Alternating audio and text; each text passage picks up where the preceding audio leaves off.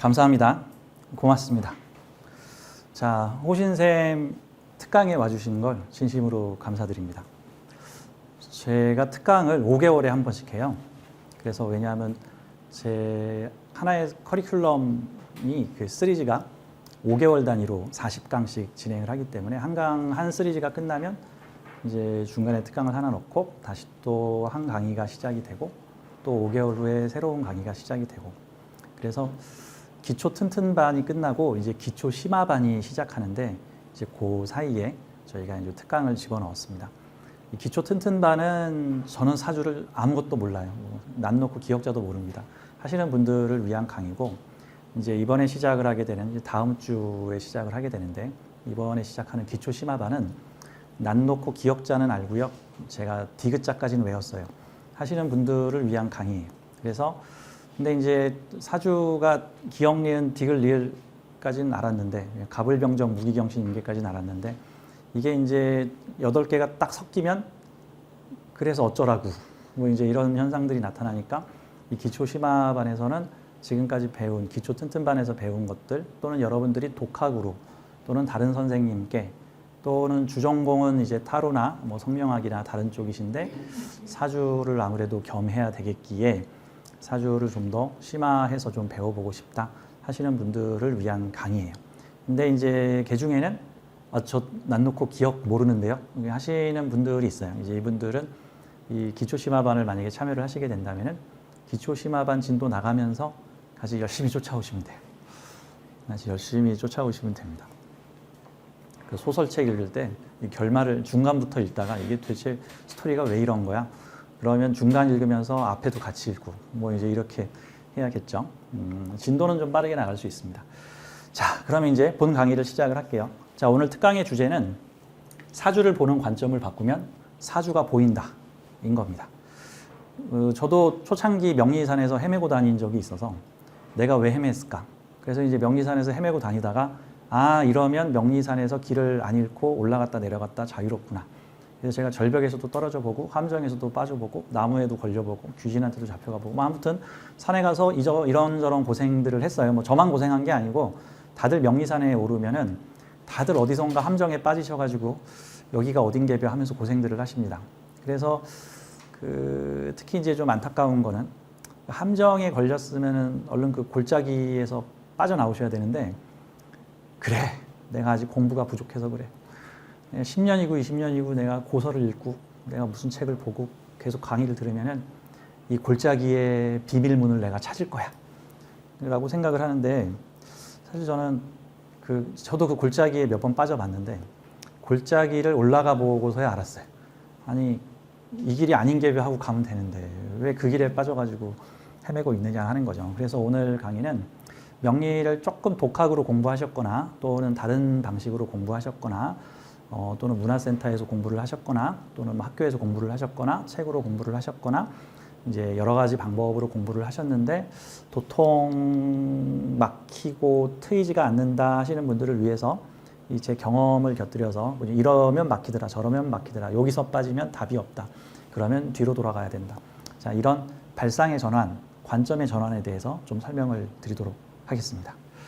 자, 사주를 보는 관점을 바꾸면 사주가 보인다. 그러니까 그 모쏠 있죠, 모쏠. 근데 이제 태생적 모쏠. 그러니까 배우작감이나 이성을 보면 좀 이렇게 호감을 사면서 접근을 해야 되는데, 원시시대 때는 막 힘자랑을 하고 뭐 망치로 두들겨 패고 멧돼지를 들고 다니고 뭐 그러면 이게 됐겠지만, 요즘엔 적당한 자신의 경제력과 자신의 지적 능력, 자신의 매너, 뭐 이런 자신의 배려와 인격 뭐 이런 거를 표방을 해야지 계속 거기서 멧돼지 잡고 힘자랑하고 깡패들 불러서 뭐 액션 격투기하고 요즘 시대 안 먹히잖아요. 사실 이제 명리도 그런 게 있는데 사주를 어떤 관점으로 보느냐에 따라서 길이 트이기도 하고 안 트이기도 합니다. 그래서 좀 패러다임을 바꿔보자. 자, 결론적으로 말하자면 이겁니다. 일반적으로 사주를 조금 풀어보시거나 사주를 풀어보는 시도를 하시는 분들을 제가 비유를 하자면은 이 사주라는 거를 꼭 그 지뢰밭이 적혀 있는 지도를 보면서 어떻게 하면 지뢰를 안 밟고 안전한 길을 찾아갈 수 있을까 하면서 지뢰밭 찾기 지도로 사주를 보시는 분들이 계세요. 이날이 안 좋고 이 글자 가진 사람 안 만나야 되고 내가 간목이니까 경금 가진 사람 피해야 되고 내가 을목이니까 내 인묘지 가진 사람하고 절대 궁합 맞추면 안 되고 이 회사가 경신일제 탄생을 했으니까 요곳에 가면 안 되고 그러면서 이게 한마디로 지뢰밭 찾기 게임이라고 저는 표현을 하는데 사주를 지뢰밭 찾기 지도로 보시면 어디를 밟아도 다 터집니다. 그러면 관점을 바꿔야 돼. 이게 이제 한마디로 길흉론에 매몰됐을 경우거든요. 길흉론. 그러니까 나는 길한 것만 약삭빠르게 지혜롭게 찾아다니고 내 흉은 절대 피해가야겠다. 그래서 길한 것만 찾고 흉한 것을 피하겠다로 대한민국에서 대표적이신 뉴스에 자주 나오시는 되게 잘생긴 남자분이 계신데 누군지 아세요? 스티브 유라고 맞죠? 그분이 스티브 유.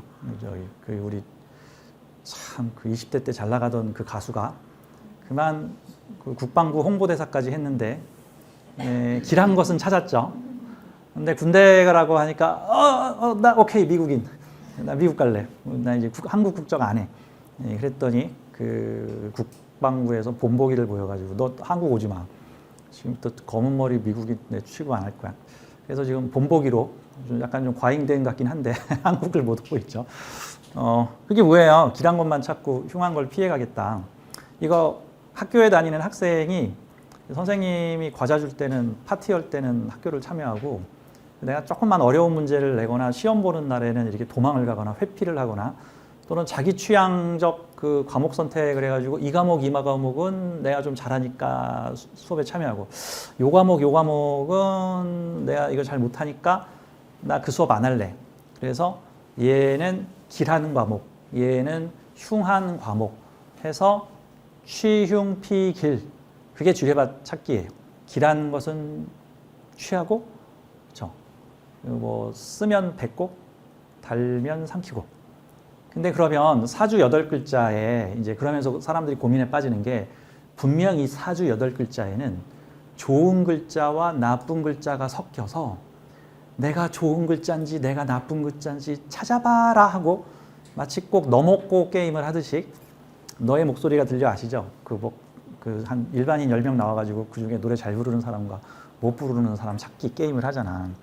자, 그러면은 사주 8글자는 너먹고 게임일까? 그러면 8글자 중에 이 글자는 좋은 글자니까 취해야 하고 요 글자는 나쁜 글자니까 피해야 하고 일단 머리가 안 돌아가고 잘 모르겠을 때는 일반적으로 길신이라고 하는 사길신은 취하고 사흉신은 피해야 되겠구나. 그런데 어떤 사람의 사주를 봤더니 8글자 중에 6글자, 7글자가 사흉신이야. 그럼 어떻게 피해? 피할 수 있어요? 뭐 좋은 것보다 나쁜 게 더 많으면 어떡하지? 그러면 과연 사흉신은 나쁜 걸까? 그런 관점에서 우리가 사주를 봐야 돼. 그래서 사주는 이 취흉피길적 관점으로 보는 것도 사실 이게 현재 명리업계에 만연한 방식이니까 제가 그거를 욕하면 제 업계에서 매장을 당하기 때문에 제 강의니까 제가 이런 얘기를 하지 다른 명리 선생님들 우르르 모여 있는 곳에서 저 이런 얘기 안 해요. 그냥 아유 선생님도 옳습니다. 선생님도 옳아요. 아유 저는 부족하지요. 아유 선생님이 옳습니다. 저도 이제 그렇게 처신을 하고 살지만 어쨌든 저의 관법을 그리고 저의 생각을 그리고 사주 막히는 거에 대한 길을 찾자라고 오셨다면은 저의 방식에 대해서 제가 오늘은 제 주장을 하겠습니다. 여기는 제 무대니까. 네, 그렇죠.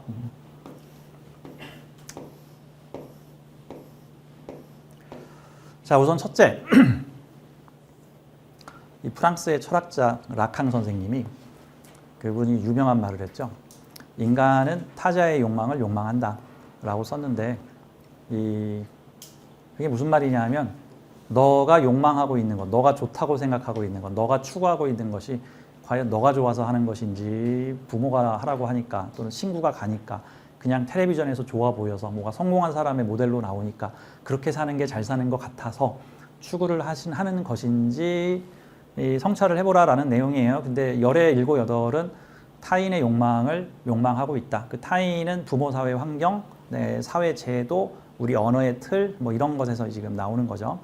그러면 이거를 다른 말로 치환을 해보면 나는 내 사주를 보면서 나의 운명을 나의 것이라고 생각하느냐 아니면 남들이 좋다고 하는 사주에 꽤 맞춰서 내 사주가 좋은지 나쁜지를 판단 분별하려고 하느냐를 좀 생각해 볼 필요가 있어요.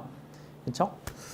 그러니까 사실 내 사주는 남에게 맞춰 살라고 써진 게 아니라 너는 너다운 인생을 살라고 자그마치 52만 가지로 이렇게 분화가 돼가지고 MBTI가 16가지죠.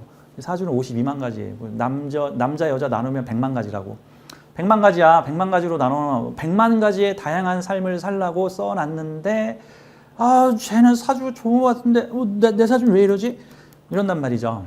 그래서 여러분들이 사주 공부를 할 때 대체로 어떤 식으로 배우는지를 한번 성찰을 해보세요. 어떻게 배우냐 하면은 우선 좋다고 하는 사주의 규칙들을 쭉 나열하고 나쁘다고 하는 사주의 규칙들을 쭉 나열한 다음에 내 사주나 내가 상담하는 타인의 사주를 딱 매칭을 해서 좋다고 하는 규칙에 어느 정도 부합하고 나쁘다고 하는 규칙에 어느 정도 부합하는지를 보고 거기 점수를 매겨 가지고 내 사준 배렸군.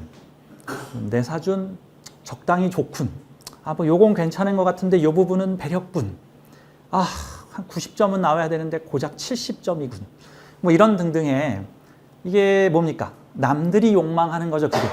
그러니까 한마디로 명리계에 있는 좋다는 사주와 나쁜 사주의 조건, 자평진전에 나온 조건, 적천수에 나온 조건, 난강망에 나온 조건들이 다 뭐냐 하면 그 시대에 좋다고 하는 조건이에요. 특히 자평진전은 400년 전에 그 엘리트들의 사주를 수백 명을 조사를 해가지고 고관대작의 그 부귀영화를 누린 사람들의 사주를 그 풀이한 논문집이라고 보면 되는데 요즘으로 치면 현재 잘 나가는 사회 유력 인사 400인의 사주를 분석하여 만든 공통점.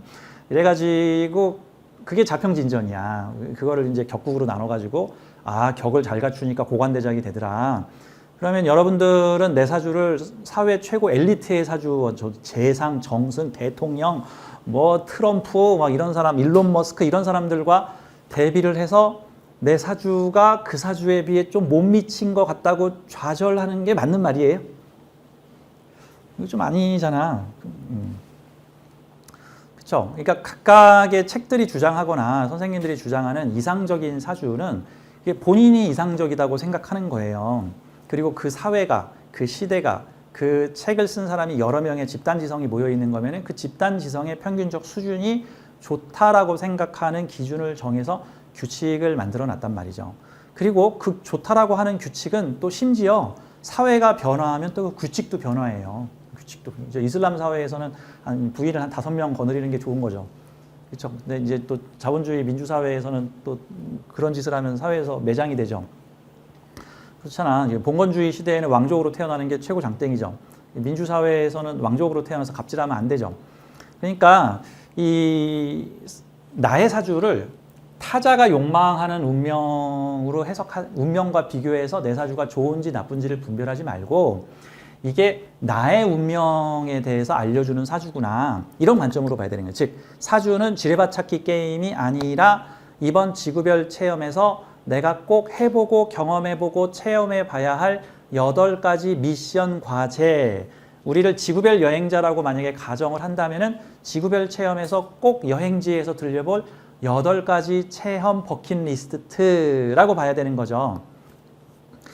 여러분 여행 초보와 여행 고수의 차이가 있는데 여행 초보는 대체로 유명한 여행사를 통해서 여러 명이 집단으로 가는 곳에 합류를 해가지고 다른 사람들이 다 가보는 곳을 파리를 가면 에펠탑, 뭐 이탈리아를 가면 뭐 어디 경주를 가면 첨성대 뭐 이런 식으로 그 남들이 다 가본다고 하는 데를 갑니다. 남들이 그러니까 사람들 어디를 제일 많이 가요? 해가지고 찾아가죠 보통은. 베스트 5 정해가지고 갑니다. 이게 이제 여행 초보예요. 이것도 필요하죠. 초보 때는 필요해. 초보 때는. 근데 여행 고수가 되면 이제 여행 방식이 남들이 안 가본 곳 내가 좀 가봐야겠다. 거기 관광지로 개발 안 됐는데 내가 거기를 가가지고 관광지적인 요소를 내가 좀 찾아봐야겠다. 그 다음에 편하게 버스나 렌트카를 타고 바깥에서 쉬 구경을 하거나 또는 가이드의 깃발을 쫓아다니면서 가이드의 지시를 따라서 뭐 사진을 찍거나 음식을 먹거나 가이드가 지정하는 식당, 가이드가 지정하는 기념품 가게에서 물건을 사는 게 아니라 내가 내 돈으로 지나가는 차를 히치하이킹 하면서 내가 관광지를 개발을 해서 그거 내 유튜브에 담아가지고 다른 사람들한테 야 여기도 와봐 여기 괜찮아. 그래서 내가 현지 식당, 현지 맛집, 현지 여행지를 개척하겠다. 이게 여행 고수죠. 지구별 여행자 하수는 남들의 운명을 욕망합니다. 근데 내가 만약에 내 인생을 주체적으로 살고자 한다면 지구별 여행자 중수나 고수가 되고자 한다면 나는 내 사주에 쓰여 있는 나의 길을 추구하는 게 좋습니다. 굳이 제가 이제 좋다 나쁘다라는 표현을 잘 안 쓰는 편인데 굳이 이제 표현을 하자면 그런 느낌이에요. 그래서 내 사주를 타자의 욕망에 비추어 좋은지 나쁜지를 판단 분별하는 식으로 보지 마시고 그래서 이대우는 좋고 이대우는 나쁘고 월지가 이래서 좋고 시주는 이래서 나쁘고 이 글자가 오면 좋고 이 글자가 오면 나쁘고 부모 복이 없고 자식 복이 없고 남편 복이 없으며 직장 복이 없고 평생 궁핍하게 살 팔자고 외롭게 살 팔자니 나는 배렸다. 이런 관념에 오염이 되면 명리를 안 배우는 게 나아. 명리를 안 배우는 게 정신건강과 내 운명 성찰에 훨씬 더 도움이 되는데 이게 부정적인 사람이 명리를 배우면 그 걱정거리가 원래 한 5개가 걱정돼가지고 사주를 배웠는데 이제 50개가 걱정되고 명리 공부를 더하면 이제 500개가 걱정돼요. 이날은 이래서 안 좋고 저날은 저래서 안 좋고 요게 좋으면 저게 안 좋을 것 같고 뭐 이런 것 때문에. 근데 긍정적인 사람이 명리를 배우면 한 5가지가 좋았는데 와 10개가 좋고 20개가 좋고 어머 이런 글자가 있었는데 내가 안 써봤네. 이런 재미를 느껴보고 어머 말년에는 요런 운이 다가오네.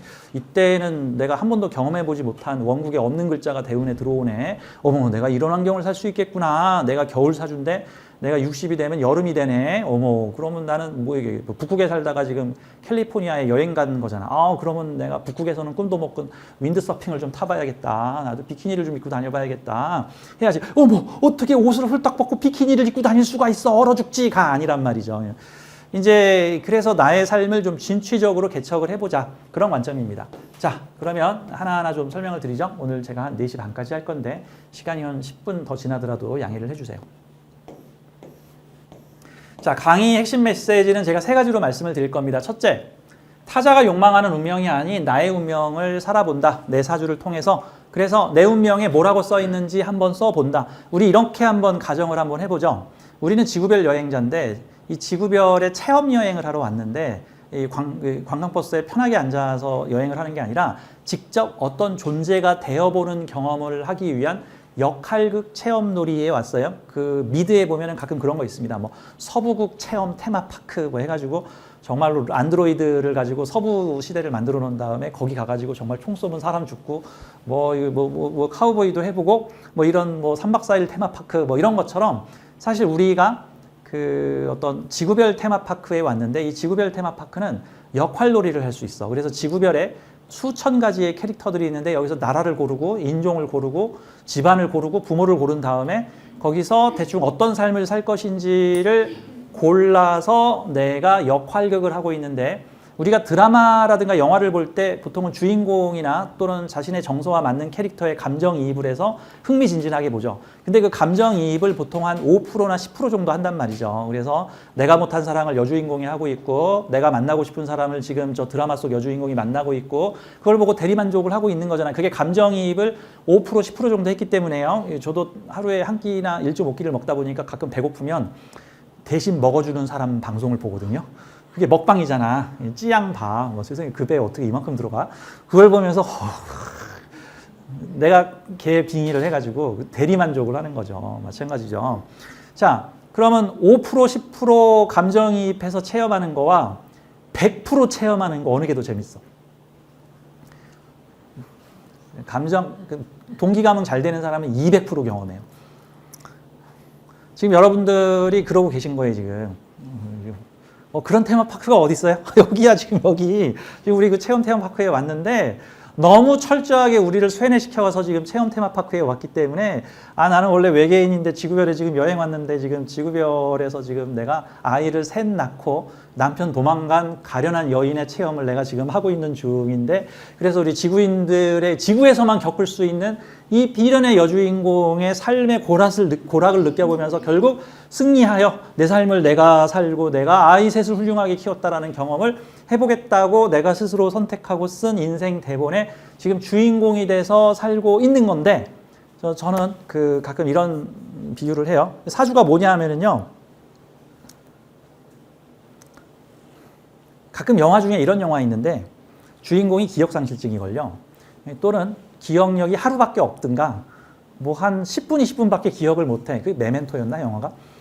한 10분이면 다 까먹어요. 또는 하루 지나면 기억을 까먹어. 그럼 그 사람은 다음 날 기억을 잃고 새로 깨어나는 나를 위해서, 야, 넌 누구고, 요거 소중히 간직하고, 요 내가 암호화 표시를 해놨으니까 이거 보고 너의 존재를 잃지 마. 너의 자아 정체성을 잃지 말라고.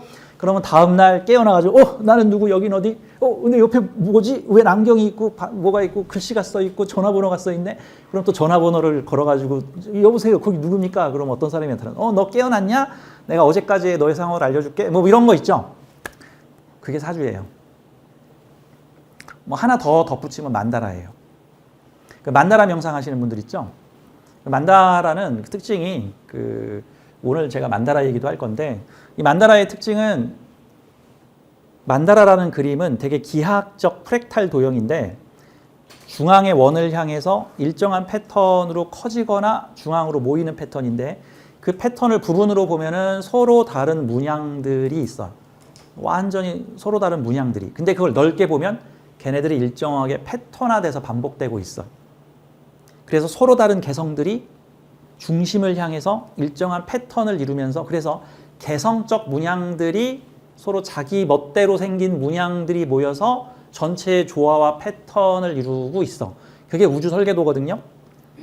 여러분들이 실은 이 세상을 만든 존재들인데, 자기가 만든 세상 속에 캐릭터가 돼서 살아보겠다고 자기가 만든 세상 속에 들어왔어요. 그 깐부 할아버지가 그런 분이시죠. 서바이벌 게임 만들어 놓고 재밌으니까 나도 거기 참여하고 있죠. 기억을 확 지웠어야 더 재밌는데 이 세상 내가 만들었어를 알고 있으니까 여유 있게 게임을 즐기시죠. 근데 우리는 내가 만들었어라는 기억을 다 까먹어 버리니까 여유가 없죠. 언제 죽을지 모르고 과연 내 팔자 왜 이 모양인가 이러고 사는 거니까. 자, 그런 거예요. 이 만다라 명상이 뭐냐면요, 너의 근원이 뭐였는지 이 세상 설계도 보여줄 테니까 한번 너 기억을 떠올려 봐라고 하는 거예요. 여러 불교 경전의 암송들이 그거 우리 뜻도 모르고 중얼중얼 뭐 바냐바라 어쩌고저쩌고 외우고 있잖아요. 뭔 소리인지 하나도 모르죠. 우리 내면의 그분은 알아요. 내 외면의식은 몰라도, 뭔 뜻인지 몰라도 그냥 외우면 내 안에서 잠자고 있는 너가, 지금 나 불렀어? 이거 우리가 부르는 노래인데? 이거 내가 프로그램 짤 때 쓴 용어인데? 내가 세상 기본 틀 만들면서 내가 만든 규칙과 법칙들인데? 그러면서 내가 깨어난다고. 만다라도 그렇고요. 그래서 만다라 명상을 하면은 내 안의 신성을 깨우쳐서 나를 정화시킨다고요. 근데 사주도 그래요. 사주가 뭐냐면요, 여러분 지구별에 딱 오기 직전에 지구별 게이트에서 좀 SF적으로 얘기를 하자면, 자, 지금부터 레드선 하면 당신은 이제 지구인으로 다시 태어나는데, 당신이 누군지 싹 까먹을 거고 여기 뭐하러 왔는지도 싹 초기화 시킬 겁니다. 그래야 재밌거든요. 기억을 가지고 있으면 곤란합니다. 자꾸 만나는 사람마다 멱살을 잡게 돼요. 너가 전생에 날 죽였지 마 이러면서. 그러니까 자, 레드선 하기 전에 일단은 당신이 이번 지구별에서 어떤 체험과 경험을 해보고 싶은지 당신이 짠 계획을 8글자로 함축하여 딱 표에 표시를 해놓으시면, 그러면 제가 그 8글자 표시를 어떻게 찾죠? 어떻게 등에 문신이라도 할 건가요? 아니, 걱정하지 마세요. 지구별 좌표에다 찍어가지고 딱 그 날짜에 태어나게 할 거예요. 해서 여러분들이 태어나셨어요. 지구별 좌표, 지구별 에너지의 흐름에 따라서 그 날짜에 태어나면 이런 삶을 살게 되고 이 날짜에 태어나면 이런 흐름을 타게 되죠. 그래서 우리는 내 사주를 보면서 내가 지구별에 이런 체험을 하러 태어났구나 이렇게 알 수 있는 거죠. 사실 이게 이 사주 명리학의 영성학적 해석이에요. 이 영성학, 이제 뭐 불교 영성도 있고 기독교 영성도 있고 이제 서양 스피리추얼도 있는데, 이제 일정 수준 영성학적 철학이 일정 수준에 이르게 되면, 이 세상은 다 내 마음이 만들었구나. 내가 설계해서 내가 이 세상 놀이를 하고 있구나. 우리가 열심히 그 기도 정진을 하면 신이 되는 게 아니라 원래 신인데 지금 인간 놀이를 하고 있는 거고, 기도 정진을 하면 내가 원래 신이었다는 걸 알게 되는 거구나.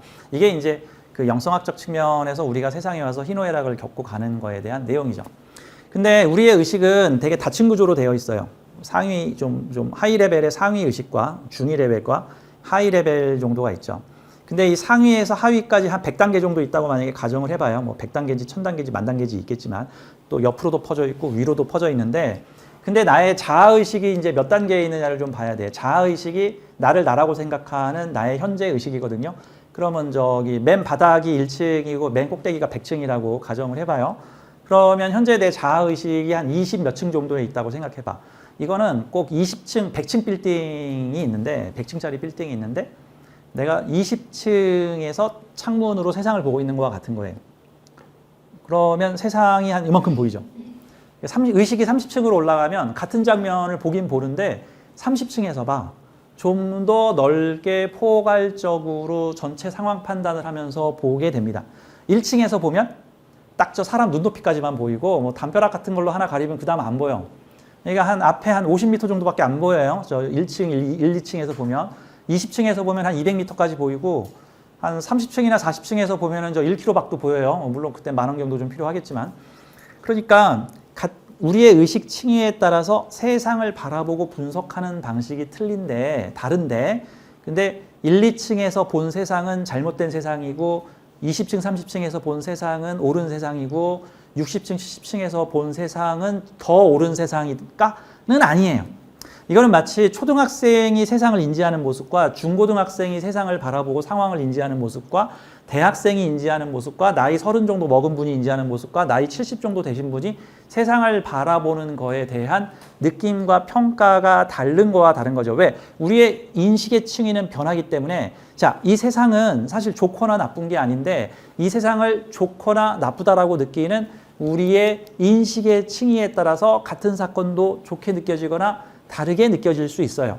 그러니까 제가 가끔 고양이의 비유를 하는데, 길 가다가 무슨 길고양이를 내 앞에서 얼쩡거리다가 휙 갔어.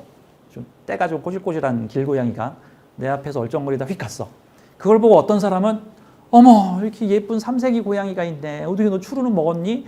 아유, 털이 참 너 힘들게 사는구나. 얼른 내 추루를 갖고 올 걸. 이런 사람이 있는가 하면 좀 안쓰럽게 좀 돌봐주고 싶다. 아유, 참 이쁘구나. 아유, 오늘 저렇게 예쁜 고양이를 보여주셔서 감사합니다. 뭐 이런 인식을 하는 사람이 있는가 보면, 어떤 분은 아직도 동네의 캣맘들이 저 길고양이들한테 밥을 줘가지고 이 고양이들이 빨리 쥐알 갖고 와가지고 저것들 다, 뭐 이런 분도 계셔. 왜 가끔 캣맘들 밥 주다 동네 사람 싸우잖아요. 참 밥도 그래, 고양이 밥 주지 말라는 분도 옳고 밥 줘야 된다는 분도 옳은 건데, 그러면 그 고양이는 좋은 고양이에요, 나쁜 고양이에요? 자, 객관적으로 하늘이 그 고양이를 좋은 고양이라고 하겠어요, 나쁜 고양이라고 하겠어요? 하늘에서는 그 고양이를 좋은 고양이인지 나쁜 고양이인지를 정해놓지 않았고, 그러면 그건 좋은 고양이입니까? 나쁜 고양이입니까? 하고 하늘에 물어보면 네가 알아서 생각해. 네가 좋은 고양이라고 생각하면 좋은 고양이고, 네가 나쁜 고양이라고 생각하면 나쁜 고양이인 거야. 그러면 사람들이 이렇게 해요. 아, 오늘 고양이를 봤다 기분이 좋다. 그러면 기분 좋은 일이 생긴 거고, 아, 고양이를 봤다 재수 더럽게 없겠다. 이렇게 생각하면 이제 그날 재수가 없어져요, 정말로. 일단 내가 재수가 없다고 선언을 했잖아. 그러면 그게 고양이 때문에 재수가 없는 거야? 고양이가 재수 없다고 생각한 나 때문에 재수가 없는 거야? 그게 고양이 잘못이야, 내 잘못이야? 그러면 좋은 운이 왔어, 좋은 운. 또는 나쁜 운이 왔어, 나쁜 운. 그거는 객관적으로 좋은 게 와서 좋은 거야? 내가 그걸 좋다고 생각하니까 좋은 거야? 아, 물론 우리는 서로 마음이 어느 정도 동기화돼 있어요. 한 절반 정도는 동기화돼 있고 절반 정도는 따로 논단 말입니다. 그러니까 뭐 당연히 뭐 복권에 당첨된다든가, 뭐 내 아들이 서울대에 간다든가, 뭐 내 남편이 퇴직을 했는데도 어디 뭐 억대 연봉을 또 벌어온다든가, 뭐 내가 어디 가서 박수를 받고 인정을 받았다든가, 사람들이 막 나를 부러워하면서 먹을 걸 갖고 온다든가, 뭐 이런 등등의 기분 좋은, 보편적으로 인간 사회에서 좋은 일이 생겼다라고 생각하면 우리는 좋은 일이라고 생각할 수 있는데, 근데 뭔가 경계선에 걸려 있는 애매한 일들이 있을 때 이걸 좋다고 해야 될지 나쁘다고 해야 될지 남편이 바람이 나가지고 내가 상간녀 소송을 했는데 남편이 보니까 숨겨둔 재산이 있어가지고 위자료 한 2억 받을 줄 알았더니 보니까 위자료가 20억이 나왔어. 이건 좋은 일일까? 나쁜 일일까? 이거 애매하죠? 예전에 제 고객 중에 그런 분들이 있었어요. 이혼을 해서 7억을 받았는데 저는 좋은 일인가요? 나쁜 일인가요? 당신이 좋게 생각하면 좋은 일이고 당신이 나쁘게. 여기 앉아 계신 분들도 그 골치 아픈 바람둥이 남편이 이혼을 했는데 100% 남편 과실로 판결이 나가지고 상간녀한테 2천만 원 받고 남편이 가진 전 재산 7억을 내가 다 받아냈다. 이건 좋은 일일까 나쁜 일일까? 선생님은 좋은 일이라고 생각하시고.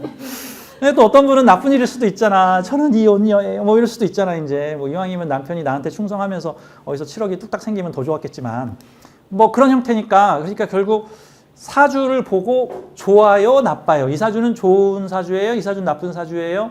이운은 좋은 운이에요, 나쁜 운이에요. 이 글자는 좋은 글자예요. 이 글자는 나쁜 글자예요. 뭐 술의 천문은 천라지망은 좋은 거예요, 나쁜 거예요. 편인도식은 좋은 거예요, 나쁜 거예요. 제극이는 좋은 거예요, 나쁜 거예요는 그거는 내가 인식하기 나름이다라는 거죠.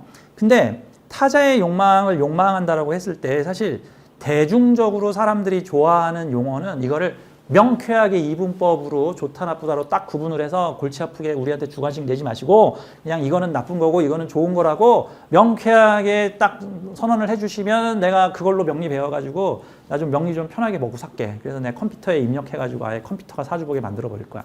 근데 문제는 세상에 절대적인 진리는 없고 세상에 절대적인 진리가 없다는 것이 진리라는 것만 딱 하나 있고 그러니까 모든 진리는 주관적이고 상대적이고 이 사람한테는 이게 진리인데 저 사람한테는 저게 진리야. 20층에 사는 사람한테는 요게 진리야. 그건 그 사람의 진리야. 그 사람 말이 맞아. 틀린 게 아니야. 근데 50층의 입장에서 봤을 땐 사실 20층의 입장에 모순이 있어. 20층에서 못 본 게 있다고. 50층에서는 보이는 게 있어. 그러면 50층에서는 그걸 봤어. 근데 20층에서는 50층이 본 거를 이해를 못 해. 그러니까 50층에 있는 사람은 저 1km밖에 웬 괴물이 달려오는 거를 봤어. 야, 빨리 지하실로 대피해. 야, 지금 물건 다 버리고 빨리 지하실로 대피해 하고 있는데 20층에서는 그게 안 보여. 그럼 미쳤나? 왜 50층에 있는 사람들이 짐 싸들고 지하실로 내려가지? 저 바보들 아니야. 우리는 빨리 돈 모아가지고 30층으로 올라가자. 뭐 그러고 있단 말이지.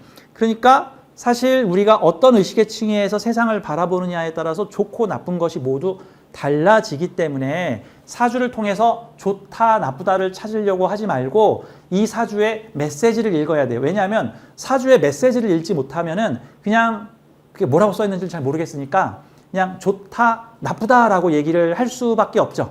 뭐 하나 더 하면은 좋기도 하고 나쁘기도 하다 내지는 뭐 약간 좋다가 뒤엔 나쁘다 뭐 이런 식으로 표현을 하면 이거 완전 10, 10, 10이잖아. 우리가 컴퓨터도 아니고. 보세요. 서울은 좋은 도시예요? 서울은 좋은 도시입니까?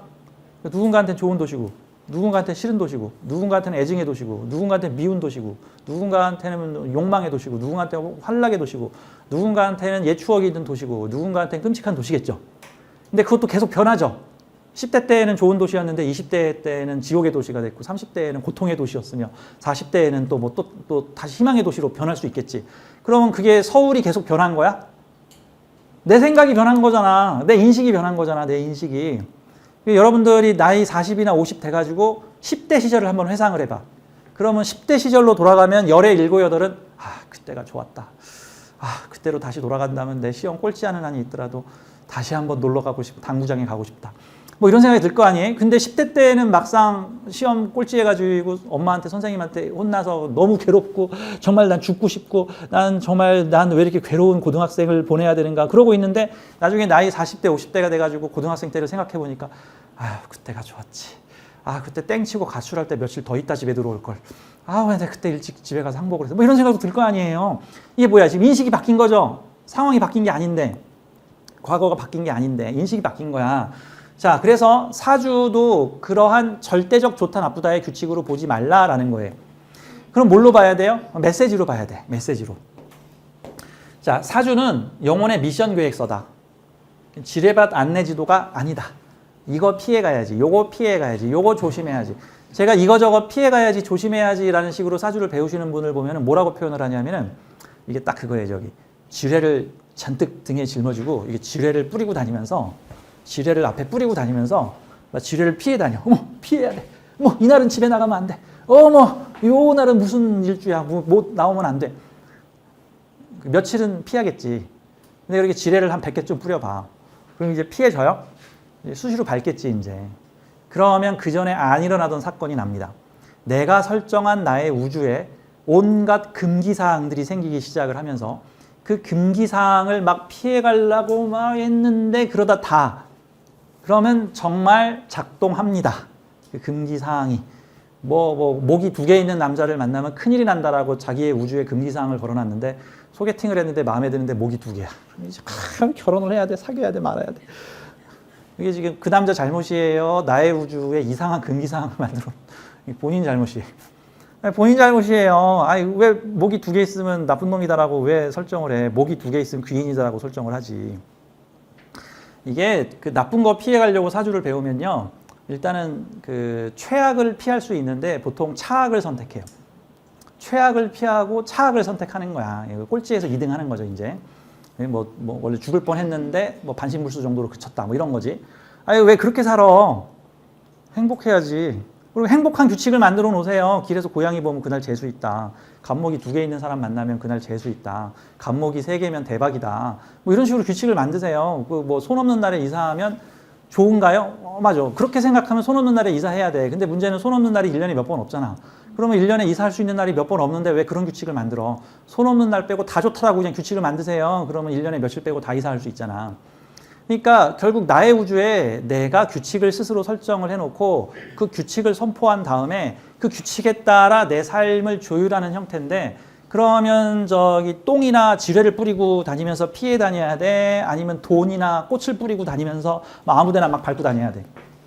아, 꽃을 뿌려야지. 돈을 뿌리든가. 그럼 밟으면 다 돈인데 돈 뿌리는 규칙을 만드세요. 여러분들은 여러분 세계의 신인데 여러분이 내가 신인 줄 모르고 나의 운명 규칙에다가 남의 운명 규칙을 갖다 붙여가지고 내 우주를 계속 지옥으로 만들고 있어. 자, 다음 또 하나.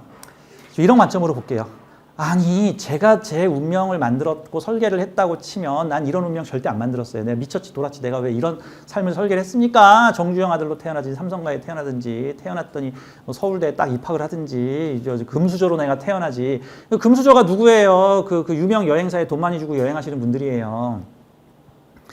여러분, 그 여행 고수가 여행사 통해서 여행해요? 아까 말했잖아. 여행 고수는 보통 어떻게 여행해요? 히치하이킹. 보통 돈은 그냥 죽지 않을 만큼만. 그러고 산티아고 순례길 3달 동안 걸어 다니잖아. 거기 오토바이 타고 다녀요? 아, 오토바이도 재밌겠다. 걸어 다니잖아, 산티아고 순례길을. 거기를 벤츠 타고 가야 돼? 산티아고 순례길을 벤츠 타고 다니면 그 천박한 거죠. 그게 순례야, 그게? 그러니까, 아니, 물론 벤츠 타고 가도 돼. 근데 몇 번 벤츠 타고 가면은 의미 없다, 공허하다. 그러면서 내가 저 길을 직접 걸어보며 꽃향기를 맞으며 여행자들과 대화를 나누며 같이 호스텔에서 함께 친분도 만나며 이곳에 있는 음식도 먹어보며 가끔 배탈이 날 수도 있는데 그 물에 적응도 해보며 그렇게 살아가는 게 고수 여행자들이에요. 그래서 이렇게 볼게요. 모험적인 여행자들일수록 지구별의 고난 프로그램을 많이 갖다 놓습니다. 여러분, 공부 잘하는 학생이 학교를 선택할 때 공부 안 가르치는 학교 선택합니까? 공부 더 빡세게 시키는 학교 선택합니까? 그래서 저는 인생이 힘들다 하시는 분들이 오시거나 내 아들 때문에 돌아버리겠어요. 또는 하는 분들 이런 거 있죠. 저는 인생 특목고에 들어오셨습니다라고 표현을 하는데 부모님들이 가끔 제 중학생 아들이 공부를 좀 하는데 얘 어떻게 특목고를 보낼까요? 어떻게 특목고 보내면 붙겠습니까? 그러면 저는 부모님한테 뭐라고 하면 왜 당신의 자식을 지옥의 구렁텅이로 빠뜨리십니까? 그 엄마한테나 좋지. 그리고 자식한테는. 몰라. 자식이 이렇게 모험적이면은, 그래, 나 특목고 가서 나 위세 좀 떨 거야. 특목고를 가면 근데 고생하는 곳이에요? 편한 곳이? 공부 2배로 시키죠. 어떤 데는 기숙사죠. 어떤 데는 수업을 영어로 해.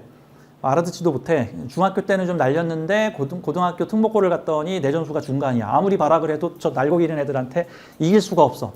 그러면 이제 번민에 빠질 거 아닙니까? 뭐로 고등학교를 그냥 가지 말지, 그냥. 숲속 학교 가면 얼마나 좋아. 근데 특목고를 가는 이유는 서울대 가려고. 더 좋은 성장을, 성장 빠르게 하기 위해서 남보다 많이 배우려고 성장 빠르게 하려고 선택한 거예요. 그럼 지구별의 특목고 오신 분들은 편하게 살아요? 고생 좀 하세요?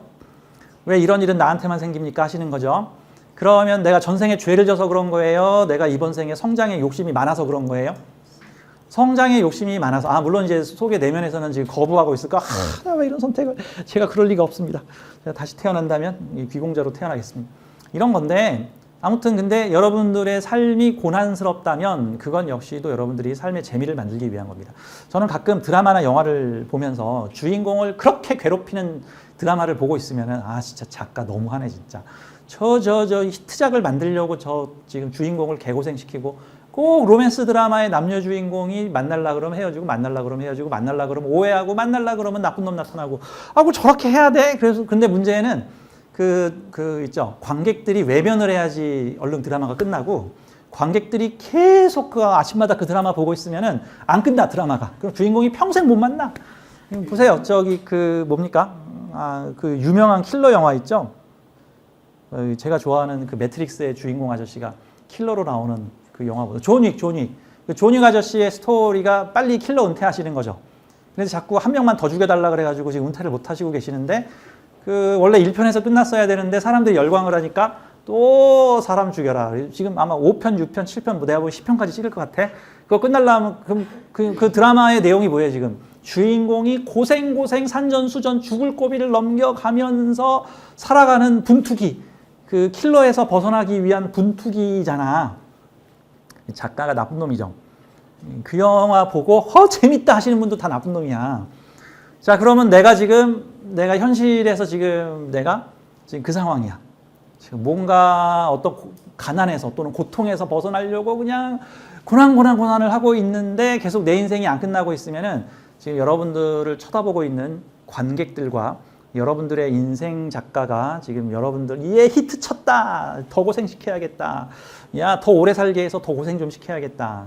아, 그냥 그만하고 이제 좀 편하게 살게 해주시. 안 돼. 지금 수많은 우주의 청중들이 얘를 쳐다보고 있어. 그럼 이제 계속 고생하는 거예요, 이제. 그러니까 한마디로 학교에 와서 우리는 인생 학교에 와서 많은 체험과 경험을 얻어가기 위해서 어드벤처한 모험을 스스로 설계를 했다. 그러면 사주에 어드벤처한 모험이 오는 운은 좋은 운일까, 나쁜 운일까? 편하게 살겠다라는 프레임으로 보자면 나쁜 운이고, 야, 배우는 게 많겠구나, 성장하겠구나라는 프레임으로 보면 좋은 운이고, 선택은 누가 하죠? 우주가 해주나? 본인이 선택하는 거죠. 어떤 선택을 하느냐, 내 머릿속 대법원이 어떤 판결을 내리느냐에 따라서 그는 좋은 운이기도 하고 나쁜 운이기도 하다. 그런 관점으로 보겠습니다. 자, 사주는 지뢰밭찾기 게임이 아니라 사주는 영혼의 미션 계획서다. 그래서 우리는 8글자의 사주를 보면서 8글자에 써있는 그 암호화된 상징화된 글자가 나타내고 표상하는 부분들을 보고 좋은 글자와 나쁜 글자를 찾아 좋은 글자는 취하고 나쁜 글자는 멀리하는 것이 아니라 좋은 글자든 나쁜 글자든 그건 내 생각일 뿐이고 그 8글자는 모두 나의 인생에 필요한 글자이니 그것을 충분히 경험하고 체험해 주어야 한다라는 거예요. 근데 일반적으로 명리 공부를 하시면서 오해하시는 내용이 사주에 비겁이 5개 있으면 다 도둑놈이 돼가지고 내 돈을 뺏어간다 그러는데 그러면 사람을 멀리해야 되고 당연히 동업협업하면 안 되지 않습니까? 그런데 동업협업하지 않고 멀리하니까 도둑놈이 되는 거예요. 사주에 평관이 있으면 몸이 아프고 나쁜 놈들이 나를 괴롭힌다는데 그럼 그 운에 집안에 가만히 있어야 되는 거 아닙니까? 그래서 몸이 아파요. 왜냐하면 그 할당량이 정해져 있어서 어차피 결과는 똑같은데 그 비겁 5개라는 소리는 돈 벌어서 5명이 나눠 가지라는 소리거든요. 그 5명이 함께 힘을 합쳐서 돈을 벌어가지고 파이를 키운 다음에 나눠 가지라는 소리인데 싫어! 나 혼자 볼 거야. 너희들 꺼져. 내 거 나눠 가질 생각도 하지 마. 어차피 나눠 가죠. 그럼 어떤 상황이 벌어져요? 돈 버는데 공헌도 안 한 사람들이 나눠 가져요. 어차피 나눠 가실 거, 야, 너도 합류해. 야, 너도 여기 투자해. 야, 너도 여기에 하나 사. 야, 그래서 우리 뭉칠수록 우리 이거 가격 싸지거든? 그러니까 우리 공동 구매하자. 빨리 많이 모여야 우리가 유리해. 야, 우리가 통신사 하나 만들었는데, 야, 네트워크 만들었어. 빨리 가입해. 그래야 나도 벌고 너도 벌어. 너도 빨리 가입시켜. 나도 벌고 너도 벌게. 야, 여기 재개발해야 되는데 빨리 조합원 모아야 아파트값 떨어져. 그래야 우리가 투자금이 적게 든다고.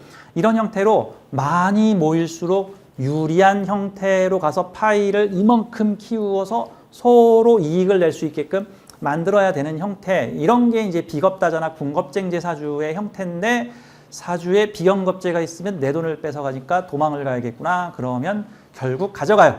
그것도 도저히 피할 수 없는 방법으로 부모님이 아파서 병원비가 나가든 내 자식이 아파서 병원비가 나가든 내가 아파서 병원비가 나가든 뭐 아는 사람이 지금 소송을 당했는데 지금 이 돈을 빌려주지 않으면 30년, 2년이 끝나게 생겼다든 아무튼 어떤 방법이 생겨가지고 어차피 나가. 아니면 갑자기 뭔가에 홀려가지고 저기 보이스피싱에 걸려가지고 한순간에 돈을 날리기도 하고 이제 저는 그 보이스피싱을 하늘의 강제 세금 징수라고 저는 표현을 하는데 보통 잉여 돈이 들어오면 그래요. 저희 어머니가 그 하늘에서 관리받는 사람들은 특히 조심해야 돼. 저희 어머니도 철학관을 하시고 무당을 하셨는데 그래서 저는 그 초등학교 때부터 저희 어머니 사주 푸는 모습을 옆에서 지켜봤단 말이죠. 그냥 신통방통한 모습도 많이 보고. 근데 어머니는 정말 관리를 받는 분이었어. 그래서 어머니한테 신통력을 주신 분이 꿈에 나타나서 메시지를 주셨는데 내가 너 돈 벌게 해줄 테니까 내가 도와주라고 하는 사람들 가서 도와줘 해가지고 우리 어머니가 무당인데 재밌죠. 저기 맹인들이 있는 교회에 거기 생활비를 대줬어. 계속 벌어가지고 무당이 교회에 돈을 대줬다.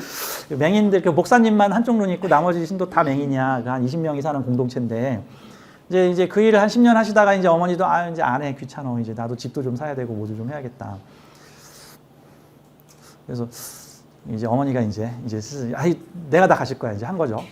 근데 어느 날 꿈에서 할아버지가 나타나 우리 어머니한테 계시를 주시는 그 할아버지 계시거든. 아주 용해요. 그냥 한 번도 틀린 적이 없어. 그 할아버지가 나타나가지고 야 어디에 땅 사라. 그래서 어머니가 아싸 부자가 되겠구나 하고 땅을 샀는데 그게 바로 저 떴다방 부동산 사기였어. 그 돈을 확 날렸죠. 누가 사기친 거야? 할아버지가 사기쳤죠. 왜 사기쳤어? 돈을 안 내니까. 돈을 벌게 해주는데 돈을 안 냈잖아. 너 얼마 벌었어? 너 지금 모아놓은 돈 얼마야? 5천? 알았어. 딱 5천만 원짜리 땅을 샀어. 근데 주인이 30명이야. 날렸어. 그래가지고 그런 식이에요. 그런 식. 저희 어머니가 이제 아주 영감 직감이 기가 막히시는데 꿈에서 다치는 꿈을 꿨대. 그래서 무서워서 집 밖으로 안 나가시는 거 5일째. 그래서 나한테 전화를 거셨어. 몇 년 전 일인데 이제 내가 저희 어머니는 지금 은퇴하셨고 이제 어머니가 하던 일을 내가 이어받았잖아. 그러니까 그 나한테 전화를 거신 거예요. 이제 어머니가 어떡하냐 내가 다치는 꿈을 꿨다. 나 나가면 다칠 것 같다. 그죠? 어머니 빨리 나가세요. 가서 전봇대 머리 한번 쿵 박으세요. 계속 거기서 민기적거리고 있으면 가래로 막을 거 호미로 막습니다. 아니 반대구나. 호미로 막을 거 가래로 막습니다. 그래서 5일 만에 경동시장에 무슨 한약재 사러 가셨는데 한약재 사고 있는데 옆에 짐 실어놓은 자전거 세워놓은 게 나한테 꽈당 엎어져가지고 어머니가 자전거에 꽈당 엎어지셨어. 그래서 내가 어머니한테 다행입니다. 어머니 일주일 개기고 갔으면 트럭이 엎어졌습니다. 자전거가 엎어졌으면 얼마나 다행이야. 병원 갈 필요도 없고 그냥 아야야 하고 끝났는데 그러니까 평관이 오면 뭔가 내가 높은 파도를 넘을 일이 생겼구나. 그러면 그 내가 준비된 사람은 평관을 넘는 운이고 준비 안 된 사람은 평관 운에 고생 좀 하는 운이에요. 왜? 평관은 나를 평가하러 들어오는 운이니까. 좋은 일 한 사람은 표창장 받고요. 이제 혼날 일 한 사람들은 감옥에 가든가 좀 고생 좀 합니다. 그런 운이라고 봐야 되는 거죠. 자, 그래서 사주는 일종의 내가 짠 계획서와 미션 계획서인데 너 이번 지구별에서 어떻게 살아야 될지 잘 모르겠으면 너가 써놓은 러프하게 써놓은 이 힌트 8가지를 보면서 너의 길을 찾아가거라 하고 꼭 영화 메멘토처럼 이렇게 암호로 힌트를 남겨놓은 건데 이게 누구나 다 풀면 저 같은 사람이 밥 먹고 못 사니까 이걸 좀 암호화 시켜놔서 좀 공부를 한 사람이나 아니면 전문으로 풀어주는 사람을 통해서 좀 대답을 들어라 뭐 이런 요소예요. 근데 또 재밌는 게 명리가마다 또 해석이 전부 달라가지고 과연 누구 말이 옳은지 누구 말이 옳은지 모르겠으면 여러분들이 배우셔야 돼. 왜? 결국 내 인생은 내가 선택하는 거니까. 근데 이제 결정장애가 있어서 남에게 선택해달라고 지금 가서 명리가의 의견을 구하는 건데 결국 최종 판단은 내가 하는 거예요. 다시 말씀드리지만 검은 고양이를 만나는 건 좋은 일입니까? 나쁜 일입니까? 당신이 좋다고 규정하면 좋은 일이고 당신이 나쁘다고 규정하면 나쁜 일입니다. 근데 좋다 나쁘다까지만 규정하는 건 양반이야. 심하게는 검은 고양이를 보면 그날 딱지를 끊는다. 이게 일종의 징크스 현상인데 심리학에서도 그거 많이 연구했죠. 저희 아버지가 택시기사였는데 택시 운전사셨어요. 근데 택시 운전사들 간에 징크스가 있는데 아침에 안경 쓰는 여자가 첫 손님으로 타면 그날 재수가 없다라는 이상한 징크스가 있습니다. 해당되시는 분들이 좀 있으시죠? 그러니까 이게 사실 그 징크스가 왜 나타나냐면 이게 딱 기생충하고 같은 논리예요. 영화 기생충 아시죠? 하층민이 하층민이 하층민하고 싸우는 게 기생충이잖아. 그렇죠? 하층민 밑에 또 하층민 있죠? 그리고 하층민이 그 밑에 하층민을 갑질하죠. 사실 이게 그러니까 자격지심, 약간 사회적 지위가 낮은 그 직업을 가진 사람 직업군에서 나타나는 현상이 자기보다 더 사회적 지위가 좀 낮다고 생각하는 사람들을 깔아뭉개서 무시하려고 하는데, 근데 그게 누구냐면 여자예요. 요즘하고 많이 다르죠. 근데 1990년이나 80년 이전에는 세상에서 제일 재수없는 존재가 똑똑한 여자였고, 똑똑한 여자를 상징하는 게 바로 안경 쓴 여자였습니다. 그래서 지금 여자가 날 무시해? 지금 내가 택시 운전한다고 여자마저 날 무시하는 거, 약간 이런 식이죠. 옛날엔 남녀 차별이 되게 심했으니까. 그래서 어떤 가게에서 문을 열었는데 안경 쓴 여자가 첫 손님으로 오면 재수없다고 막 소음을 뿌리기도 했단 말이죠. 근데 신기한 게 정말로 아침에 첫 손님으로 안경 쓴 여자가 타면요, 그날 딱지를 끊고 뭐 접촉사고가 나고 똥을 밟고 뭐 주치자가 타가지고 차를 어지럽히고 뭐 돈 떼이고 그래. 왜 그런 줄 아세요? 그런 규칙을 내 우주에 받아들였기 때문에 그래요. 내 우주에 내가 그 규칙을 받아들였는데, 나만 받아들이는 게 아니라 여러 사람들이 함께 받아들여서 집단 무의식에 집단 의식화 해버리니까 그 직군에 있는 사람들 사이에서 일단 집단 의식화 하면은요, 믿든 안 믿든 일단 30% 정도 작동하고요. 그거를 또 내가 철석같이 믿잖아요. 그러면 70% 작동해요. 근데 내가 만약에 반대로 거부하잖아요. 나는 그 집단의식에 포함되지 않겠습니다. 그건 니들 얘기고, 나의 우주에서는 아침에 안경 쓴 여자 타면 난 재수 있다라고 난 규칙을 바꾸겠습니다. 그러면 30% 상쇄되면서 그게 없어져요.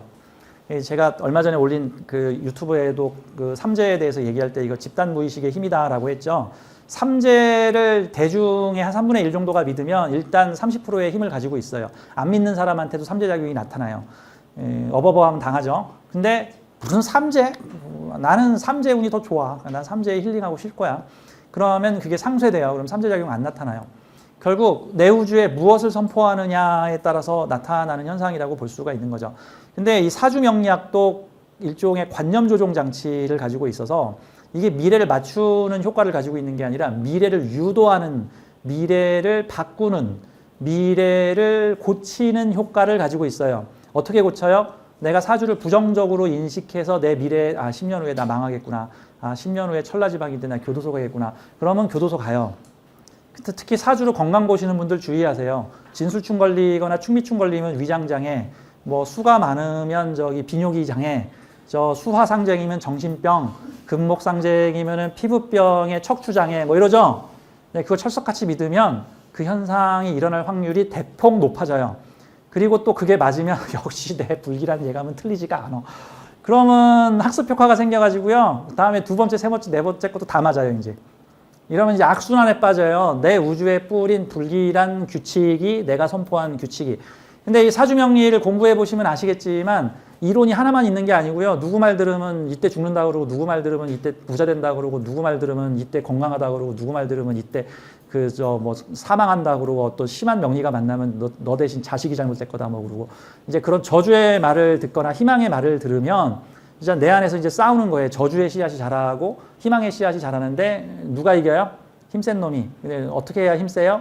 내 자아가 누구 편을 들어주느냐에 따라서. 인디언에 대한 그 얘기 있죠. 인디언, 우리 마음에는 하얀 늑대와 검은 늑대가 있는데 둘이 서로 싸운다. 꼬맹이가 물어보죠. 할아버지 그럼 누가 이겨요? 네가 밥 준 늑대가 이긴다. 그거잖아. 결국 내 안에 사주명리를 배워서 내 운을 개운해야 되는 거야. 결국 내 운은 내 의지가 어느 정도 반영이 돼요. 에고라는 내 자아도 어느 정도의 지분을 가지고 있다고. 사실 우리의 의식이 100, 우리의 총 의식이 100이라고 하면 의식이 한 2% 정도고요. 무의식이 한 98%라고 봐야 돼요. 물론 학자에 따라서는 99.999%의 무의식과 0.0001%의 의식이 있다라고 말하기도 해요. 왜냐하면은 의식은 내 자아, 컴퓨터로 치면 내 로컬 컴퓨터가 이쪽에 의식이고, 내 로컬 컴퓨터가 무한한 인터넷의 바다에 지금 연결돼서 인터넷에서 영화도 다운받고 그림도 보고 네이버에서 놀고 인터넷 유튜브에서 영화도 보고 하고 있으면은 이게 지금 내 노트북 하드 드라이브에 있는 거를 꺼낸 거예요? 아니면 인터넷 바다에 가서 꺼낸 거예요? 이러면은 나의 의지는, 내 개성은 내 컴퓨터의 개성이고 내가 어떤 우주에 접속했느냐에 따라서 그 우주와 내가 하나가 되는 거죠. 의식과 무의식은 마치 그런 관계와 같아요. 그래서 의식과 무의식이 서로 친화력을 가지고 소통을 하시는 분은 직감 영감이 뛰어나고 의식이 하고자 하는 일을 무의식이 도와주는 경우들이 많고 의식과 무의식이 서로 단절돼 있으면 무의식이 완전히 NPC처럼 따로 움직여가지고 나는 이러고 싶은데 현실은 받쳐주지 않고 보통 우리가 신의 섭리라고 말하는 게 다 무의식이 하고 있는 거거든요. 그 무의식도 나야. 그리고 나의 무의식은 다른 사람과 연결돼 있으니까 내가 복권을 사는 건 내 맘이죠. 복권 당첨되는 건 내 맘 아니죠. 그건 무의식 맘이에요. 엄밀히 말하면은. 내가 소개팅 당하는 건 내 맘이죠. 괜찮은 남자가 나올지 그지 같은 인간이 나올지는 내 맘이 아니죠. 그리고 첫날은 괜찮았는데 둘째 날부터 이상한 본색을 드러낼지 그것도 내 맘 아니죠. 그 엄밀히 말하면 자아의 마음이 아니고 무의식의 마음이 그것도 내 무의식의 마음이에요. 내 무의식이 여러 사람들과 만나면 동기화돼서 같이 움직여요. 지금 이곳에 한 30명 정도의 사람들이 있죠. 30명의 무의식이 지금 동기화돼서 지금 같이 움직이고 있는 중이에요. 자아와 무의식이 함께 움직이고 있죠. 자, 그런데 우리가 명리학을 배우고 있는 것 무의식이 배우고 있는 거예요. 내 자아가 배우고 있는 거예요. 내 자아가 배우고 있는 거죠. 내가 배우겠다라는 의지를 가지고 시간을 투자해서 명리학 규칙과 명리 푸는 법을 배웠잖아요. 그러면 내 자아가 배웠어. 그리고 내 자아가 이 규칙을 무의식들한테 선포를 해. 나 앞으로 이런 운에는 좋아지고 저런 글자 오면 나빠지고 이런 날 좋고 저런 날 좋고 이런 일주 만나면 좋아지고 저런 사주 만나면 그지 같아지는 규칙을 내가 선포하노라 라고 선포를 하게 되면은 곧 무의식의 심층, 그러니까 의식과 같이 붙어있는 요 무의식에 그 규칙이 퍼지기 시작하면서 점차 우리의 삶이 내가 규정한 규칙에 의해서 움직이기 시작합니다. 내가 규정한 규칙이 뭐죠? 택시기사들의 징크스 같은 거죠. 안경 쓴 여자가 타면 그날 재수가 없다. 그럼 정말 재수가 없죠. 그렇죠? 그리고 또 재밌는 게 부정적인 규칙은 힘이 3배고요. 긍정적인 규칙은 힘이 3분의 1이에요. 자, 여러분들이 명리가가 됐다고 가정을 해요. 자, 손님한테 부정적으로 말할수록 쪽집게 소리를 들을까요? 좋다고 말할수록 쪽집게 소리를 들을까요? 부정적인 얘기를 할수록 쪽집게 소리 들을 확률이 3배 높아지고요. 긍정적인 얘기를 할수록 쪽집게 될 확률이 3분의 1로 줄어듭니다. 그럼 어떻게 얘기해야 돼? 어떻게 얘기해야 돼? 근데 부정적인 얘기를 해서 쪽집게 소리를 듣는 건 뭐죠? 내 내담자들을 희생시키는 거죠. 내 내담자들의 마음에 부정적인 강력한 씨앗을 품어서 네 자식은 평생 혼자 살 거야. 너 남편 복 없어. 또 새로운 사람 만나봤자 지금 똑같은 꼬라지 또 나타나. 이렇게 저주의 씨앗을 뿌리면 역시 내 팔자의 문제였구나. 내 문제가 아니었어. 그래, 내 잘못이 아니지. 일단 마음은 편한데 그럼 내일부터 어떡하지? 난 그냥 평생 이렇게 살아야 하는가? 라는 상황이 벌어져 버리게 되는 거죠. 그리고 계속 그 일이 반복이 되면 역시 그 쪽집게 도사의 말이 맞았어. 하게 되는 거죠. 그리고 누구만 좋아? 쪽집게 도사만 좋겠네. 그분은 이번 생에는 좋겠지. 이번 생에는 좋을 거야. 그럼 이제 하늘나라에 가면 어떻게 될까? 이제 시말 썼을 일이 이제 잔뜩 있지.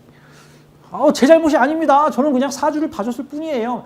야, 너가 그렇게 사주를 봐줘가지고 정말 걔 위궤양 걸려서 죽었고 그 자식 정말 평생 결혼 못했고 걔 남편하고 헤어졌고 걔 직장에서 잘렸고 걔 승질 계속 들어왔고 너가 공부하지 말라 그래가지고 걔 공부를 해야 되는 애인데 공부하지 말라 그래가지고 걔 계속 저 일자무식으로 계속 살다가 그 인생을 한탄하고 죽었고 그게 제 잘못입니까? 네 잘못이지. 네가 그렇게 가라고 네가 유도했잖아. 너는 특히 그 사람의 무의식을 움직이는 기운도 강하잖아. 남보다 30%는 세네. 네가 한 말은 그대로 이루어진다고. 너 빨리 공동 책임. 제가 지금 누구 얘기하고 있냐면 제 얘기하고 있는 거예요. 제가 카르마 얘기를 하면서 이런 얘기를 하는데 그 사람한테는 카르마라고 하는 게 있는데 전생에서부터 딸려 들어오는 기억이에요. 그게 뭐 재능으로 발현되기도 하고 징크스로 발현되기도 하고 여러 가지 내 주변의 상황이나 인연으로 발현되는 거야. 이번 생의 원인을 가지고 있지 않고 다른 전생의 원인을 가지고 이번 생에서 그 발현되는 게 전부 다 카르마적 작용인데 이 카르마적 작용을 찾는 가장 쉬운 방법이 있어요. 우리 일상에서. 무언가의 감정적 반응을 느낀다면 그게 다 카르마 작용입니다. 감정적 반응은 뭐냐면 상식적 수준의 반응 이상의 반응이 나타나는 게 전부 감정적 반응이에요. 가령 나는 난 이렇게 생긴 사람은 너무 싫어. 그럼 전생에 그런 사람한테 뭐 해코지를 당한 거겠지. 예를 들어서 내 옆에 지나가는 어떤 아저씨가 에페 하고 가르침을 휙 뱉었어. 그러면 아유 가르침 이러고 넘어가면 그냥 통상적인 반응이에요. 그리고 합리적이죠. 근데 지금 우리 선생님처럼 얼굴 표정이 막 일그러지면서 어떻게 공중도덕을 안 지키고 가르침을 택하고 역시 한남들은 왜 이렇게 괴로워하면서 온몸으로 이 괴로움을 느끼잖아요. 이러면 이게 카르마 작용이에요. 그럼 이게 무슨 카르마냐면 이게 대표적인 도덕주의 카르마예요. 도덕주의 카르마는 원인이 크게 두 가지가 있어요. 내가 도덕을 크게 안 지켜서 이불킥을 하고 있는 거든가, 아니면 나는 도덕을 지켰는데 다른 놈들이 도덕을 안 지켜가지고 내가 큰 피해를 봐가지고, 보통은 둘 다 경험했어요. 어떤 삶에서는 도덕을 안 지켜서 다른 사람한테 피해를 줬고, 어떤 삶에서는 나는 지켰는데 남들이 안 지켜서 나만 개피해를 받고, 뭐 이런 것들이 아직도 이 중력에서 벗어나지 않으면 일단은 공중도덕을 안 지키거나 상식이나 매너를 지키지 않는 사람을 봤을 때 울컥하고 강한 감정. 근데 돌을 닦은 사람들은 뭐 그럴 수도 있지, 뭐 그런가 보다, 이러면 이제 카르마가 없는 거예요. 정신이 없는 사람이 아니라, 개념이 없는 사람이 아니라 카르마가 없는 거예요, 이게. 자, 근데 저는 대체로 웬만한 일에는 사람이 그럴 수도 있지, 그것이 알고 싶다 해서 막 이상한 범죄 사건이라도 그래 좀 범죄자도 오죽했으면 막 이러면서 양쪽 감정이 다 느껴지는데, 딱 하나 사주명리학을 하면서 어떤 감정이 계속 느껴지냐 하면은, 손님들이 저한테 와가지고요, 제가 제 사주를 봤는데 제가 백호대살이 있어가지고 제가 벼락 맞아 죽는데요, 제가 가족들한테 벼락을 띄우는데 내가 벼락을 안 맞으면 내 자식이나 남편이 비명행사를 한대요, 어떻게 하면 좋아요, 이 자식이 크기 전에 빨리 자식을 떠나야 된대요, 자식을 멀리 보내야 된대요, 이 백호대살 때문에 제가 2개나 있어요. 제가 그런 얘기를 들으면은 이게 지나가다 가르침을 탁 뱉는 울컥하는 정도가 아니라, 분노가 원래 분노를 느끼면 안 되잖아. 사실 속으로 내가 그 얘기 해가지고 부적을 팔았어야 되는데, 이런 생각이 안 들고 분노가 막 이렇게 치솟아 올라서, 이 욕을 안 하는 점잖은 내가 진짜 어떤 새끼가 그런 얘기를 했어, 진짜 미친 새끼가 진짜 명리가라고 진짜 그딴 얘기를 내 남자들한테 하고 앉아서 진짜 내 눈앞에 나타나면 그냥 죽여버리고 싶다, 이러고 올라와 내 마음이. 가끔 내가 그걸 못 참고 대학원에서 수업하다가 교수랑 한판 붙었는데, 교수님께서 뭐 이 사주는 손자까지 뭐 망한다 그런 소리를 듣고 내가 벌떡 일어나가지고, 아니 왜 사주를 보고 손자까지 저주를 내리십니까? 당신 봤어요 정말 손자까지 그 교통사고 나는지? 내가 지금 화가 나가지고 벌떡 일어나고, 교실에서 한마디도 안 하는 사람인데, 이게 내 카르마예요. 이게 내 카르마. 이게 무슨 카르마냐 하면은요, 내가 전생에 공포협박 명리를 진탕했던 사람인데, 지금 내가 그게 너무 후회되고 쪽팔리고 창피하고 후회가 돼서 내가 지금 이불킥을 하고 있는 거예요. 이불킥 현상이 뭐죠? 의식지수가 떨어졌을 때 했던 행동을 의식지수가 정상으로 돌아왔을 때, 내가 왜 어젯밤 술 먹고 그 짓을 했을까 하고 아침에 일어나서 어머 내가 어젯밤 뭔 짓을 한 거야, 그거 있죠? 그거 전생도 마찬가지예요. 전생에 내가 지금의 의식에 비해서 지금의 의식으로 보니까 창피한 일인데, 예전의 의식에서는 그게 당연한 일이었어. 여러분 우리 주변에도 있죠? 창피한 일은 이 사람이 다 하는데 주변 사람들이 막 쪽팔려 하죠, 막 이렇게.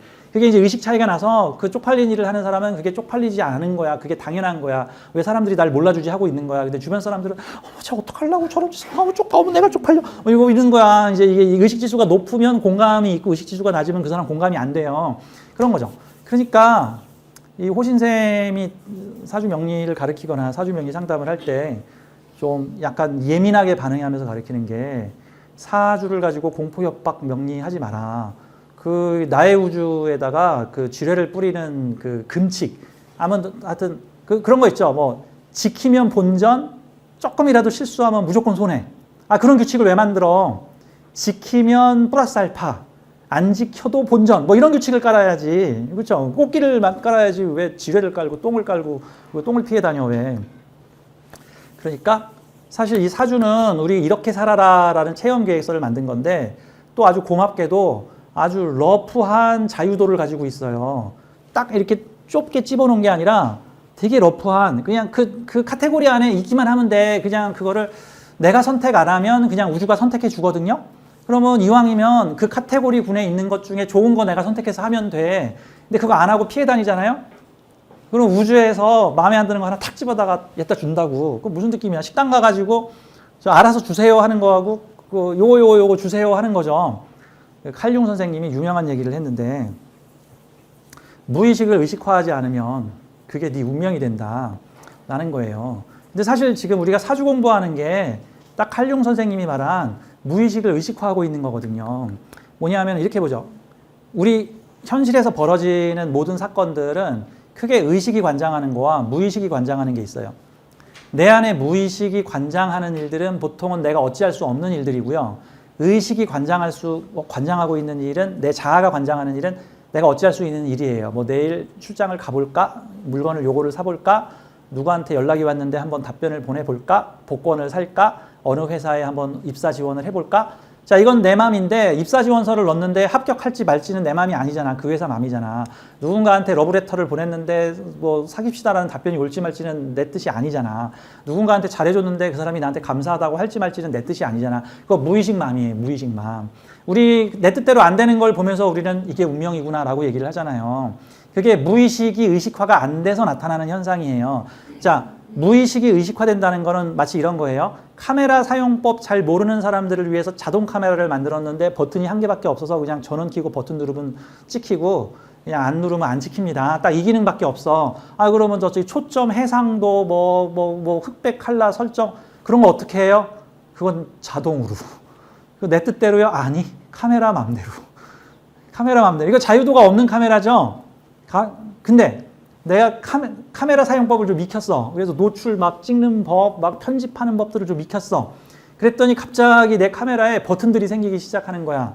노출은 제가 정해도 될까요? iOS도 제가 정할게요. 셔터 속도도 제가 정할게요. 어떤 필터를 낄지도 제가 정할게요. 라고 했더니 그래. 네가 원하면 내가 선택해서 만들어줄게. 그러면 이게 내 운명의 자유도가 높아지는 거예요.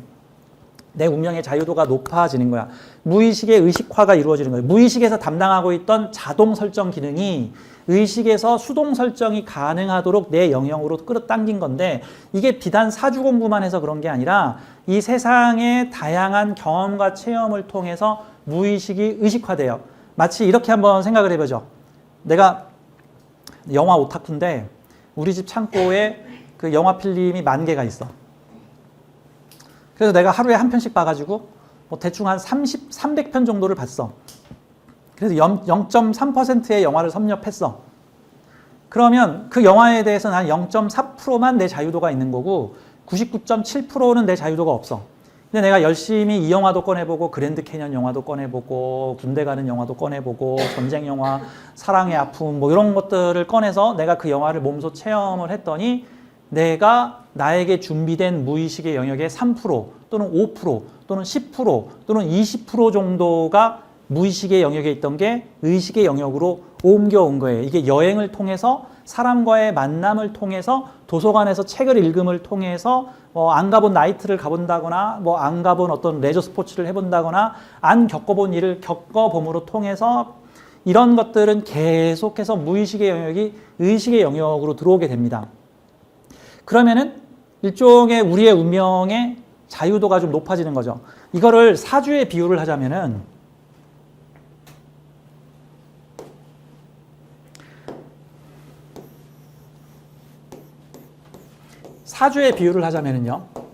사주는 이렇게 8개의 칸을 가지고 여기서 이제 그 기운들을 정하고 있죠. 이 각자의 위치가 있고 각자의 역할이 있는데 참고로 우리에게는 이 8개의 미션이 주어져 있는데 이 8개의 미션들이 예를 들어서 여기가 관성, 인성, 혹시 명리 용어를 모르시는 분도 혹시 있을 수 있는데 제가 최대한 쉽게 얘기는 할게요. 십성 용어로 표현을 하자면은 8칸 중에 인생 전반부가 여기 4칸이고요. 인생 후반부가 여기 4칸이고요. 인생 중반부가 여기 4칸이고요. 한 칸 한 칸씩 개방을 시켜서 무의식을 의식화합니다. 한 글자 한 글자 내가 체험하고 경험하고 겪어보고 고생도 좀 해보고 기쁨도 느껴보며 하나 체험을 하게 되면 그때부터 8개의 글자를 내가 모두 활용을 할 수 있습니다. 가끔 이제 명리계에서는 용신론이라고 해서 8개 다 필요 없고 그냥 용신 한 개만 딱 찾아가지고 그 용신한테 좋으면 좋은 운이고 그 용신한테 나쁘면 나쁜 운이야 라고 하는 무슨 뭐 필살기 같은 비법들 저기 있는데 그게 맞을 때도 있고요. 뭐 한 5명 중에 1명은 맞을 때도 있고 5명 중에 한 3명은 전혀 무관하게 작동하는 경우들이 있어요. 사실 그거 꼼수거든, 꼼수. 그게 그 용신법이 왜 나왔냐 하면은 저기 인기 있는 명리가가 지금 대기실에 손님 30명 서 있는데 지금 빨리빨리 5분 만에 끝내고 지금 보내줘야 되는데 어떻게 8글자 다 보고 있어. 그러니까 그냥 8글자 한눈에 탁 보고 요 글자 키포인트가 요거구나. 요 글자의 향방. 운. 요때 좋네. 요때 생받네. 너 그 운에 잘 돼. 끝. 나가. 다음. 뭐 이렇게 이제 이게 필살 방법으로 만들어진 게 좀 있어요. 물론 핵심 포인트가 있는 사주도 있고 8글자가 모조리 균형 있게 만들어지는 사주들도 있어요. 예를 들어서 어떤 나라에 저 왕만 죽이면 저 나라 무너져. 그럼 그 왕이 핵심 포인트겠죠. 어떤 나라는 저 석유만 끊으면 저 나라 무너져. 그럼 석유가 핵심 포인트겠죠. 근데 우리나라는 뭔데? 우리나라는 뭘 끊어야 무너지는데? 뭐 대통령? 뭐 석유? 우리나라는 핵심 포인트 없잖아. 뭐 산에 불 지르면? 아니잖아. 뭐 서울에 폭탄 떨어지면? 아니 부산도 있는데 뭐. 그러니까 어떤 사주는 에너지가 한 글자나 두 글자에 집중돼서 개가 다치면은 아무튼 되는 일이 없는, 너 고생 좀 하겠습니다. 뭐 이런 사주가 있는가 하면 8개의 글자가 분담하고 있는 글자가 있어요. 건물로 치자면 중앙기둥 하나에 건물에 모든 힘을 바치고 있는 건물이 있어. 거기만 치면 무너져. 어떤 건물은 8개의 기둥이 공평하게 힘을 바치고 있어가지고 그 중에 3개나 4개 무너져도 안 무너져. 심하게는 1개만 붙어 있어도 건물이 살아있어. 예를 들어서 벌통 구조 같은 거 있죠. 벌통 구조는 핵심이 없잖아. 걔는 그 허니박스 같은 구조는 그 모든 벽이 힘을 이루고 있다고. 그래서 사주가 어떤 거는 핵심을 가지고 있는 사주가 있는데 어떤 건 8개가 다 핵심인 거야. 그리고 경우에 따라 쓰는. 그래서 이것도 용신법이 아니야. 그러니까 저는 그래서 이제 용신은 필요에 따라 쓰시오. 용신 만능으로 쓰는 거 아닙니다라고 저는 얘기를 하는데, 아무튼 여기에 있는 써여 있는 글자들은 내가 하나씩 차곡차곡 체험하고 경험해서 그것을 내 것으로 만들어내는데, 예를 들어서 흡수율이 80%일 수도 있고 60%일 수도 있고 20%일 수도 있고 30%일 수도 있는 사람이 있어. 이거를 충분히 경험할수록 그 기운은 나의 영역으로 들어온다. 같은 거죠. 예를 한번 들어볼게요. 예를 들어서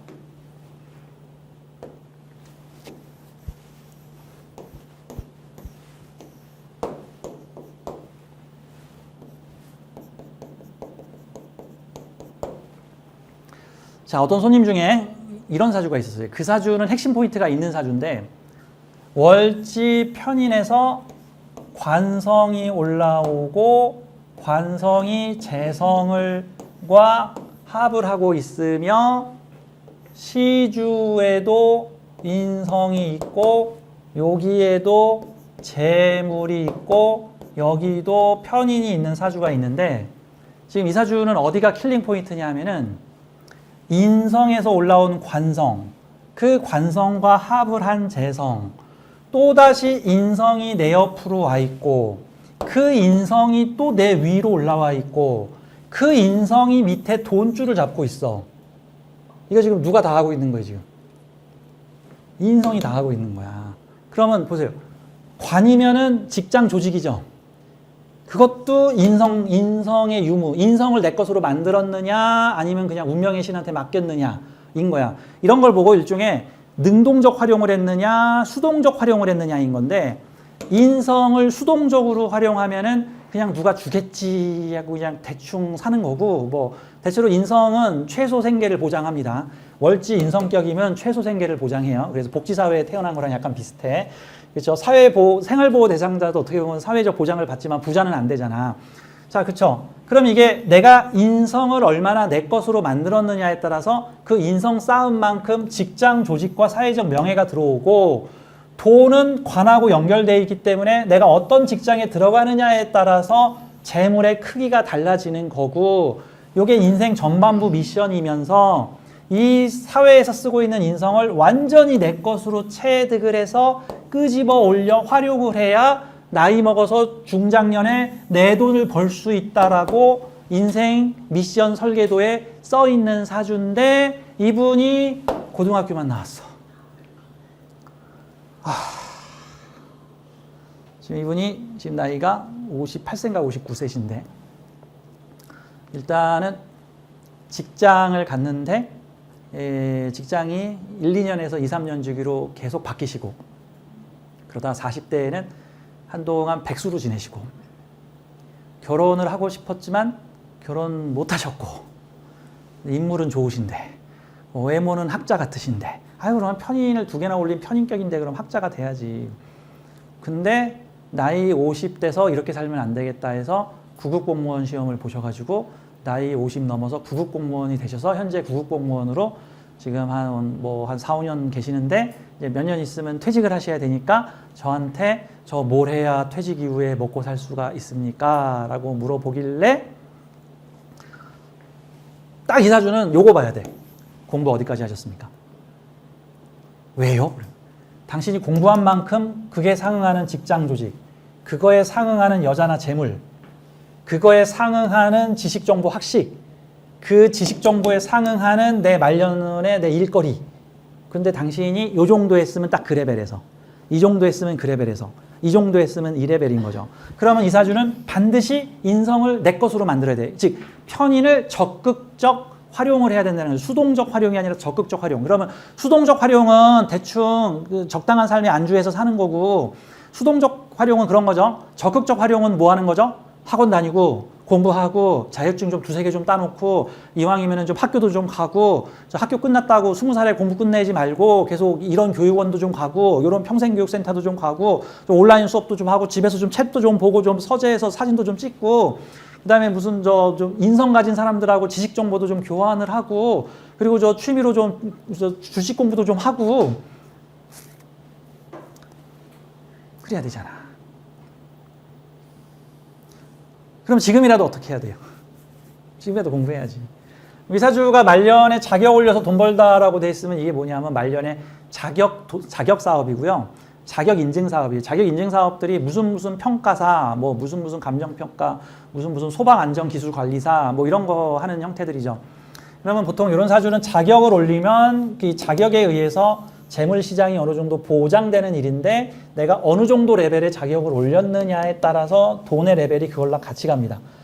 저는 편인이 귀신이라서 편인이 나빠서 제가 직장복도 없고 돈도 안 들어오고 내 사업도 안 되나 봐요가 아니고, 편인을 방기했기 때문에 생긴 문제라는 거죠. 그러니까 편인은 흉신이니까 뭐 편인 도식으로 밥그릇을 엎는다는데 편인 때문인가요? 아니요. 당신 때문이요. 이런 거죠. 그러니까 우리는 사주를 그냥 주어진 규칙에 따라 우리는 힘없이 받아들여야 되는 게 아니라, 이 사주가 나보고 어떻게 살라고 돼 있나라는 어떤 그 방식이나 원리를 보고 내가 부족한 게 있으면 좀 채워 넣어야 될 게 있으면, 주안점을 줘야 될 게 있으면 그런 것들을 좀 같이 움직여줘야 되는 거죠. 10분 정도 쉬었다가 우리 2부 시간에 또 계속 이어가도록 하겠습니다. 감사합니다.